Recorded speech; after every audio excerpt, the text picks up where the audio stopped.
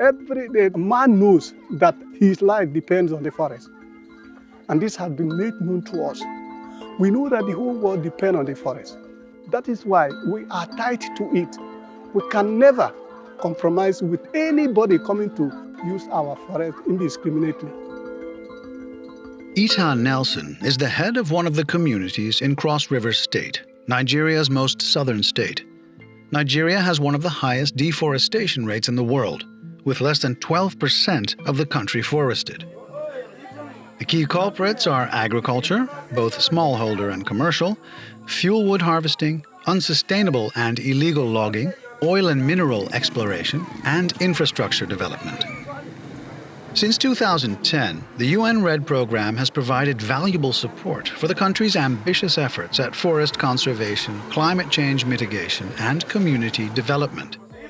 In particular, Cross River State, which has more than 50% of Nigeria's remaining tropical high forests, is host to a community-based REDD Plus program, CBR Plus. This program promotes activities to reduce poverty and improve crop varieties and yields in order to reduce pressure on the forest.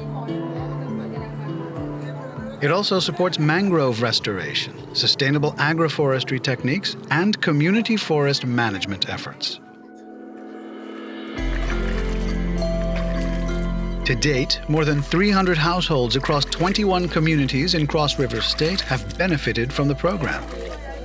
The CBR Plus program, a partnership between the UN REDD program and the Small Grants Program of the Global Environment Fund, GEF, has provided a total of $3.5 million to support different community initiatives in 6 pilot countries. The REDD Plus program is actually a climate change mitigation effort. The goals of the program are to sustainably manage our forests, to give benefits like ecosystem services, to clean the earth for man's survival, and to help nations. Through the community-based REDD Plus program, villagers like those in EcoSI have improved the sustainable management of their community forests. They did so through developing forest management plans and through reforestation efforts. The CBR Plus program introduced agroforestry techniques for cocoa production so that they can cultivate cocoa in a sustainable way and with an increased productivity that will increase household income in some target communities.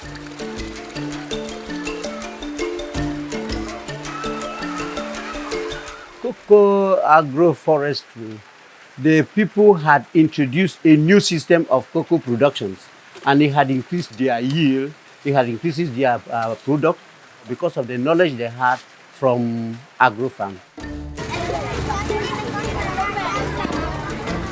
Also, the CBR Plus program provided the villagers with tools to improve the processing of cassava.